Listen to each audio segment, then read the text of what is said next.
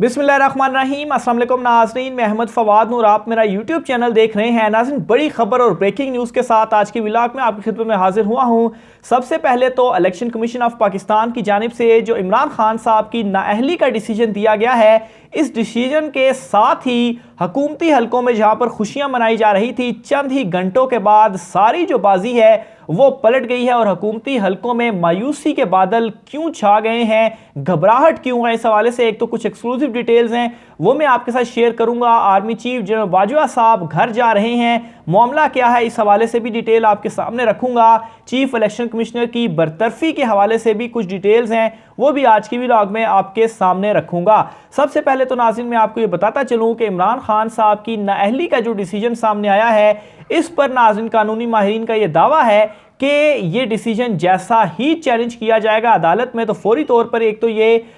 Reserve जो है reverse जो है वो हो जाएगा और इस हवाले से पाकिस्तान तहरीक इंसाफ की जानिब से बाकायदा तौर पर जो पिटीशन है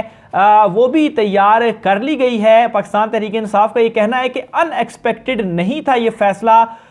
वो ज़हनी तौर पर तैयार थे कि यही फैसला आना है और इसीलिए उन्होंने एक जो दरख्वास्त थी इस हवाले से वो भी तैयार कर रखी थी, लेकिन कुछ कानूनी लवाजमात हैं इन्हें मुकम्मल करने के बाद बाकायदा तौर पर ये जो दरख्वास्त है इस फैसले के अगेंस्ट वो दायर की जाएगी, इस्लामाबाद हाई कोर्ट में दायर की जाएगी या सुप्रीम कोर्ट में दायर की जाएगी। बहरहाल बड़ा ये कमज़ोर फैसला इसको मैं कहूँगा और कानूनी माहिरीन का भी यही कहना है, क्योंकि इस हवाले से एक पिछला व्लॉग भी मैं कर चुका हूँ जिसमें बहुत सारी जो रीज़न्स हैं वो मैंने आपके सामने रखी थी कि किस तरह से इलेक्शन कमीशन नाअहल करार नहीं दे सकता। बहरहाल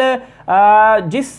कानून के तहत या जो आइन का आर्टिकल 63 है उसके तहत जो इमरान खान साहब को नाअहल किया गया है, इसमें दो राय जो है वो सामने आ रही हैं। पहले इसको समझने की कोशिश करते हैं, फिर मजीद जो है वो मैं आगे बढ़ता हूँ। सबसे पहले तो ये कहा जा रहा है कि इमरान खान साहब की जो नाअहली है ये नाअहली जो मौजूदा असम्बलियों की मुकर्रर मुद्दत है, यानी कि जब तक ये असम्बलियाँ चलती रहेंगी इमरान खान साहब की जो नाअहली है वो तब तक रहेगी और जैसे ही नए इलेक्शंस अनाउंस होंगे तो उसके साथ ही इमरान खान साहब की ये नाअहली जो है वो भी ख़त्म होगी और 2023 में जब इलेक्शंस होंगे तो उसमें इमरान खान साहब जो हैं वो पार्टिसिपेट कर सकते हैं, यानी कि इमरान खान साहब की नाअहली ताहयात नहीं है। फिर दूसरे नंबर पर नाज़रीन इसमें जो 63(1)P आइन का आर्टिकल, इस हवाले से भी जो है वो जो अपनी राय है वो दी जा रही है और इस आर्टिकल को भी सामने रखकर ये कहा जा रहा है कि ये जो इमरान खान साहब की नाअहली है ये वक्ती तौर पर है, यानी कि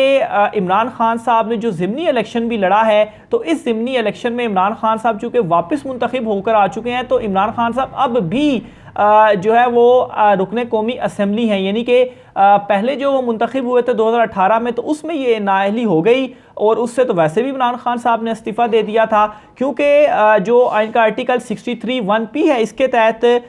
जो नाअहली की गई है इसमें ये नहीं है कि कोई 5 साल के लिए या आप ताहयात नाअहल हो गए हैं। तो ये दो चीज़ें जो है वो इस डिसीजन के हवाले से सामने आ रही हैं। बहरहाल इन दोनों चीज़ों को भी देखा जाए और अगर ये डिसीजन बरकरार भी रखा जाता है तो इमरान खान साहब ज़्यादा से ज़्यादा ये हो सकता है कि वो ज़िमनी इलेक्शंस में पार्टिसिपेट नहीं कर सकते, जब भी आइंदा इलेक्शंस होंगे वो उसमें पार्टिसिपेट करेंगे और जो एक ख्वाहिश थी इमरान खान साहब को ताहयात नाअहल करने के हवाले से वो भरपूर कोशिश के बाद, भरपूर जोर लगाने के बाद कोई भी ऐसी चीज़ नहीं मिली उनके अगेंस्ट कि उनको ताहयात नाअहल कर दिया जाए। बहरहाल इस हवाले से लेवल प्लेइंग फील्ड वाला जो मामला है उस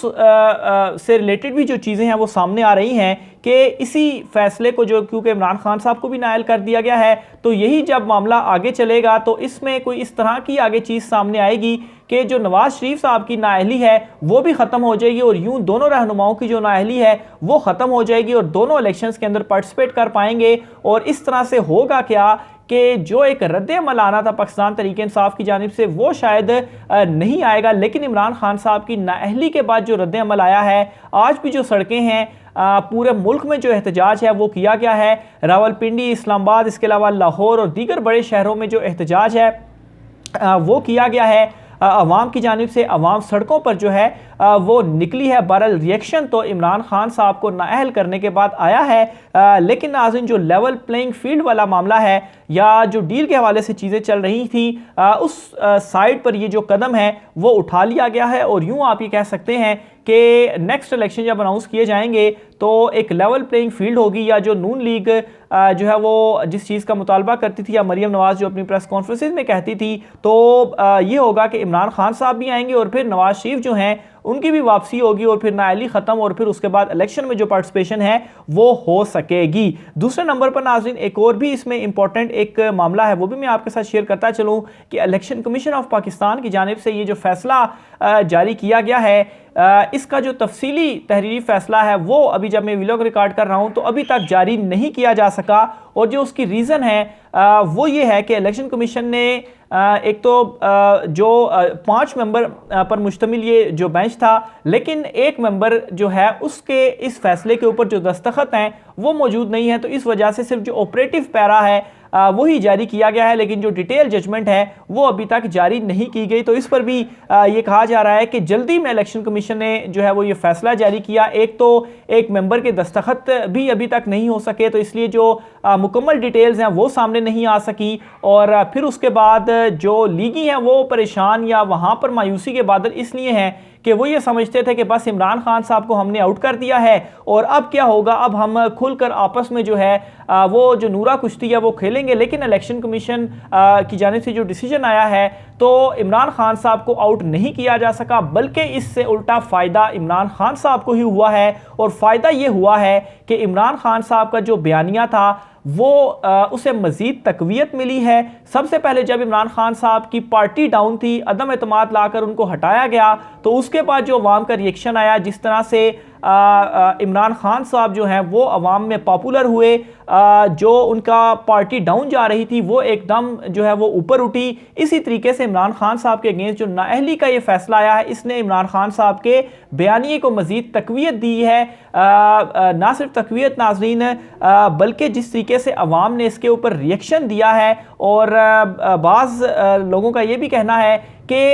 असल में ये रिएक्शन भी चेक करना था कि आया इमरान खान साहब को नायल किया जा रहा है तो रिएक्शन पब्लिक का क्या आता है, क्योंकि अगर इमरान खान साहब के ऊपर हाथ डाला जाता है तो उस सूरत में अगर बहुत ज़्यादा रिएक्शन आ गया कि लोग जो हैं वो या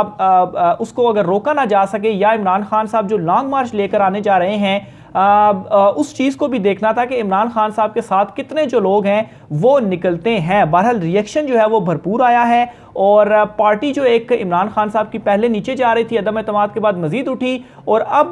नाअहली के बाद मजीद इमरान खान साहब का जो बयानिया है वो अवाम में पॉपुलर हुआ है। और ख़ास तौर पर यह चीज़ कि इमरान खान साहब बार बार ये बात कहते रहे हैं कि चीफ इलेक्शन कमिश्नर सुल्तान सिकंदर राजा साहब जो हैं वो एक जानिबदार शख्स हैं, वो नून लीग के घर के शख्स हैं, और एक किस्म का यहाँ तक इमरान खान साहब ने कहा कि उन्हें बाकायदा तौर पर नून लीग जो है वो ज्वाइन कर लेनी चाहिए। तो ये जो इमरान खान साहब का चीफ इलेक्शन कमिश्नर के अगेंस्ट जो बयानिया था, ये बयानिया भी मकबूल हुआ है, और अब लोग वाकई इस चीज़ को एक्सेप्ट कर रहे हैं कि देखें ये ऐसा जो डिसीजन इलेक्शन कमीशन की जानिब से सामने आया, जिस पर तमाम कानूनी माहिरीन की राय थी कि ज़्यादा से ज़्यादा इमरान खान साहब को जुर्माना हो सकता है। इसके अलावा इलेक्शन कमीशन जो है वो कोई कोर्ट ऑफ लॉ नहीं है, वो डिसीजन नहीं दे सकती। लेकिन इस डिसीजन के बाद इमरान खान साहब का चीफ इलेक्शन कमिश्नर के अगेंस्ट भी जो एक बयानिया था वो भी पॉपुलर हुआ है। फिर दूसरी तरफ नाज़रीन एक और एंगल से भी मैं जो है वो इसको आपके साथ शेयर करना चाहूँगा, लेकिन उससे पहले जनरल बाजवा साहब के हवाले से एक अहम खबर मैं आपके साथ शेयर करता चलूँ। Army chief general Qamar Javed Bajwa साहब की जानिब से वंस अगेन ये चीज़ जो है वो रिपीट की गई है, और उन्होंने ये कहा है कि फ़ौज का सियासत में जो है वो कोई किरदार नहीं है, और ना ही वो कोई किरदार अदा कर रहे हैं। और इसके अलावा उन्होंने एक मरतबा फिर से इस बात को अश्योर किया है कि 5 हफ्तों में उनकी चूँकि रिटायरमेंट है, और 5 हफ्तों बाद वो अपनी मुकर्रा जो डेट है उस डेट तक वो रिटायर हो जाएंगे, और अगर उनको एक्सटेंशन भी दी गई तो वो उस एक्सटेंशन को कबूल नहीं करेंगे। तो आर्मी चीफ की जानिब से ये जो एक और जो बयान सामने आया है, इसने तमाम तर क्यास आराइयाँ जो कहीं ना कहीं अगर एग्जिस्ट भी कर रही थी, उन क्यास आराइयों को जो है वो ख़त्म कर दिया है। और जनरल बाजवा साहब जो हैं वो 5 हफ्तों के बाद जो उनकी रिटायरमेंट है वो होने जा रही है। और इसके अलावा नाज़रीन सुप्रीम कोर्ट ऑफ पाकिस्तान में जो 5 नए जजेस आने हैं, जिनमें कुछ क्लैशेस भी जजेस के दरमियान चल रहे थे, तो इनमें नाज़रीन जो जुडिशल कमीशन का जो इजलास है वो मंडे को तलब कर लिया गया है। और इसमें अपडेट लेटेस्ट ये हुई है कि chief justice Islamabad high court justice Athar Minallah साहब जो कि पहले जो चीफ जस्टिस